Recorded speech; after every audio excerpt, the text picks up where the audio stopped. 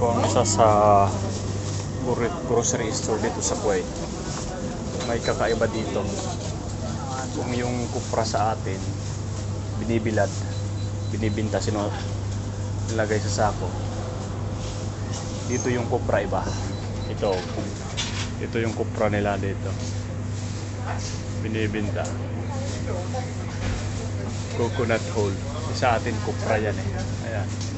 Oh. Kupra. Special kupra for sale. Pero dito ginagamit to sa pagluluto ang kupra.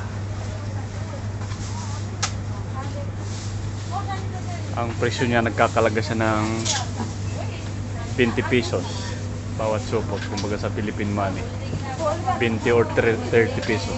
Ayan. Diba?